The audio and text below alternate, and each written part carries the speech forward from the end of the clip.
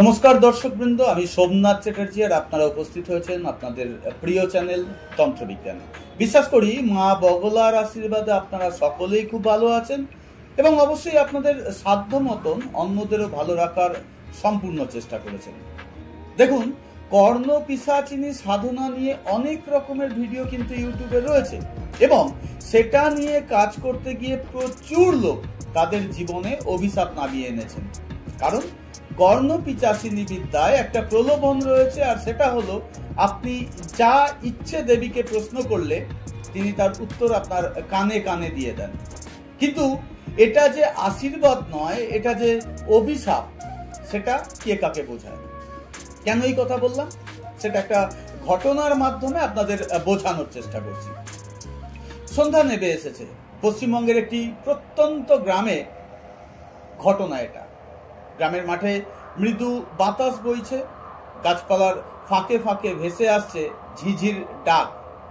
ঘন কালো রাত, গভীর বনের মাঝে ধোঁয়াশায় মোড়া এক পুরনো মন্দির।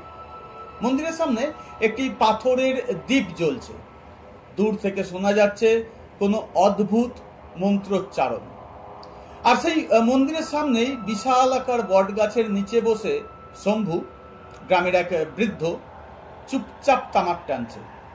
হঠাৎ করে একটা অদ্ভুত আওয়াজ তার কানে এলো, মৃদু অথচ তীক্ষ্ণ ফিসফিসানি, যেন কেউ তার নাম ধরে ডাকছে। শম্ভু, শম্ভু। বৃদ্ধের মুখ শুকিয়ে গেল। এ আওয়াজ তো মানুষ নয়। সে উঠে পড়ে, কিন্তু পা তার আর চলতে চায় না।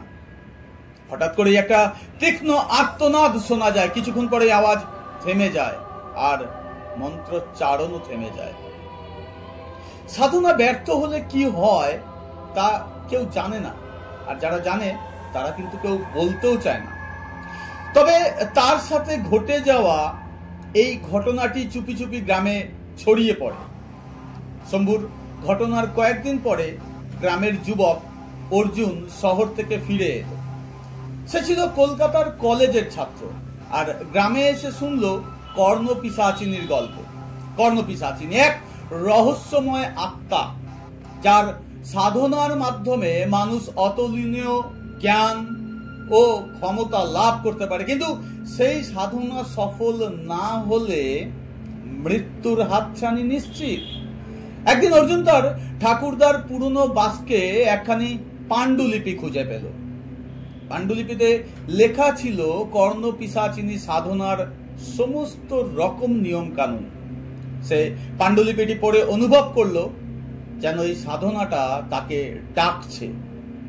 পাণ্ডুলিপি পড়ে অর্জুন সিদ্ধান্ত নিল সে এই সাধনা করবে।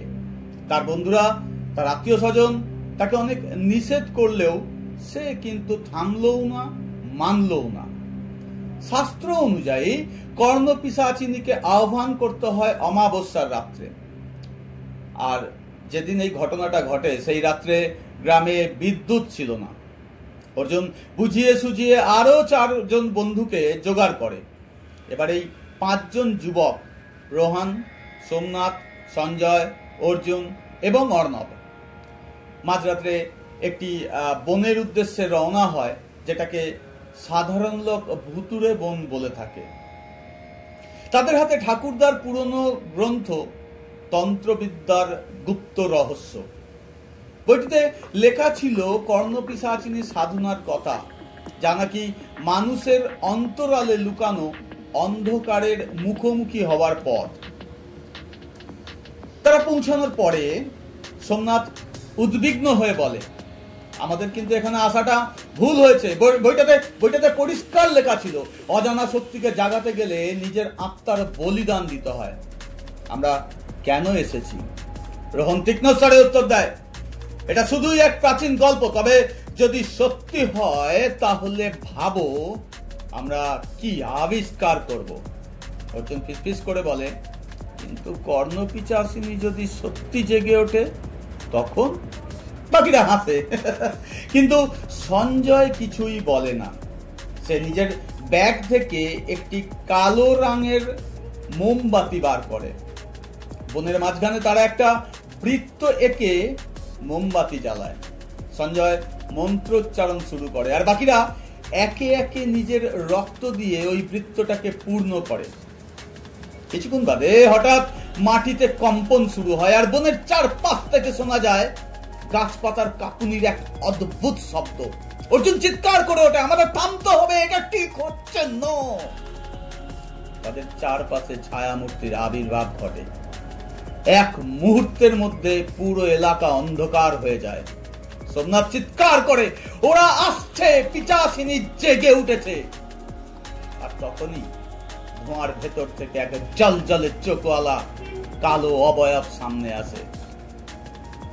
সে বলে, তুমি ডেকেছ, আমি এসেছি, তোমাদের আত্মা এখন আমার।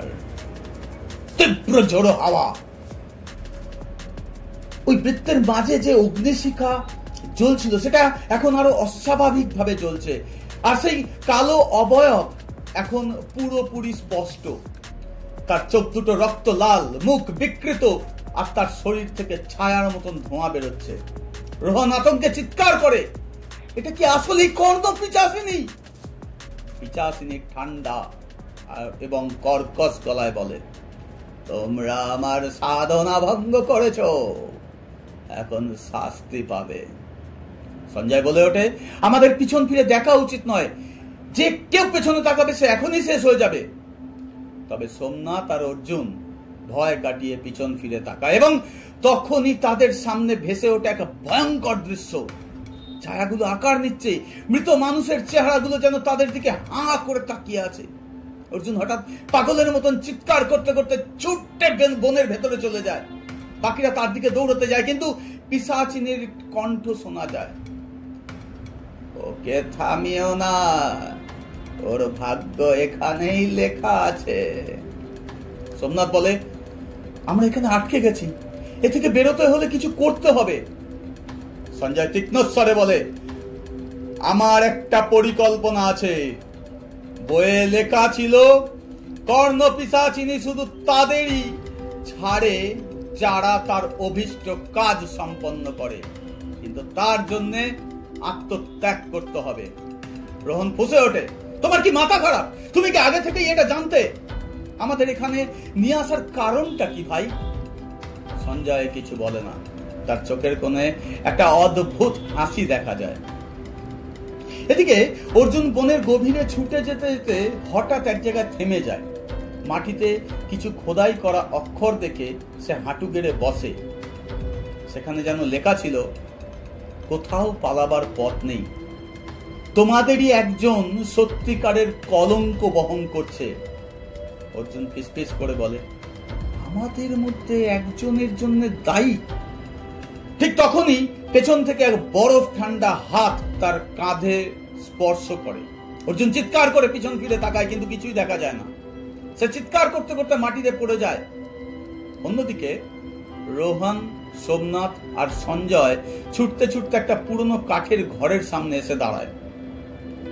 দরজা অদ্ভুত ভাবে খোলা। ভেতরে ঢুকে তারা আবিষ্কার করে বিশাল একটা আয়না, যার উপরে লেখা আছে রক্ত মাখা হাতে আঁকা কয়েকটি শব্দ, যা হলো, যাকে বিশ্বাস করছো সেই তোমাদের ধ্বংস ডেকে আনবে। সোমনাথ ফিসফিস করে বলে, কথাগুলো কি সঞ্জয়ের ব্যাপারে? আর তখনই আয়নার ভেতর থেকে একটা হাত বেরিয়ে এসে সোমনাথের হাত চেপে ধরে। পর্দা কালো হয়ে যায়। তোমরা একে থামাতে পারবে না। সোমনাথ, রোহন আর সঞ্জয় এখনো সেই পুরনো কাঠের ঘরের ভেতরে। আয়নার হাত ধরা থেকে নিজেকে মুক্ত করতে সোমনাথ তীব্র চেষ্টা করছে। তার চিৎকার চারপাশে প্রতিধ্বনিত হচ্ছে। রোহন এগিয়ে এসে সোমনাথের হাত ধরে টানার চেষ্টা করে। সঞ্জয় মন্ত্রোচ্চারণ করতে শুরু করে, অগ্নি রক্ষা করুক, আলো ধ্বংস করুক অন্ধকারের ছায়া। এক মুহূর্তের জন্য আয়নার ভেতর থেকে হাতটা সরে যায়, আর সোমনাথ পেছনে পড়ে যায়। কিন্তু আয়নার পৃষ্ঠে ভেসে ওঠে একটি চেহারা, পিশাচিনীর। সে হেসে বলে, তোমাদের সময় শেষ হয়ে আসছে। আয়নার কাঁচ ভেঙে যায়, আর ঘরের ভেতরে একটি অদ্ভুত শক্তি ছড়িয়ে পড়ে।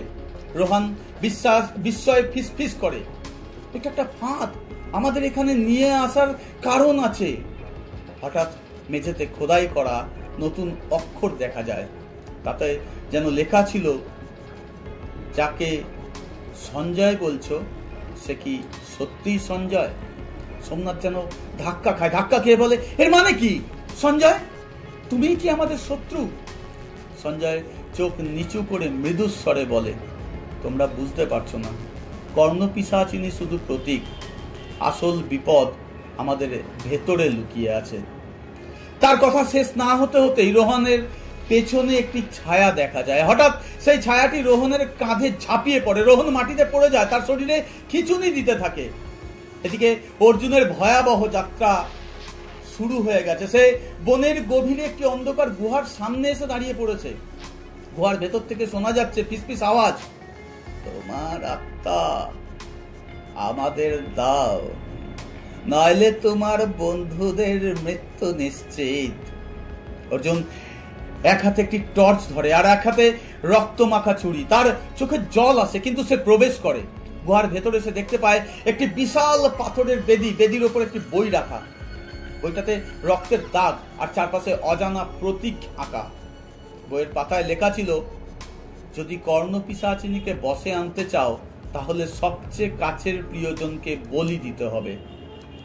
অর্জুন ফিসফিস করে, এ তো একটা খেলা, আমাদের একে অপরের বিরুদ্ধে লড়ানোর পরিকল্পনা।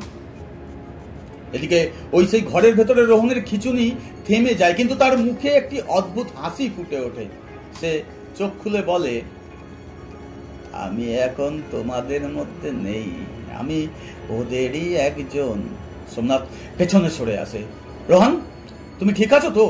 রোহনের মুখ বিকৃত হয়ে যায় আর তার গলায় পিশাচিনীর কণ্ঠ শোনা যায়, তোমরা যদি আমাকে ফেরাতে না পারো তবে এই শরীর তোমাদের সবার জন্য ধ্বংস বয়ে আনবে।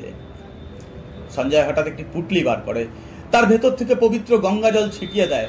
রোহন চিৎকার করতে করতে মেঝেতে লুটিয়ে পড়ে। পিশাচিনীর ছায়া তার শরীর থেকে বেরিয়ে আসতে শুরু করে। তবে ঠিক তখনই আকাশে বজ্রপাতের শব্দ হয়। ঘরের বাইরে অর্জুনের চিৎকার শোনা যায়, তোমরা আমার জন্য অপেক্ষা করনি, আমি একা এখানে মরতে চাই না। কর্ণপিশাচিনী কিন্তু ঘরের বাইরে দাঁড়িয়ে আছে, যার মুখে হিংস্র হাসি। অর্জুন নিজেকে বাঁচাবে নাকি বন্ধুরা বাঁচাবে তাকে?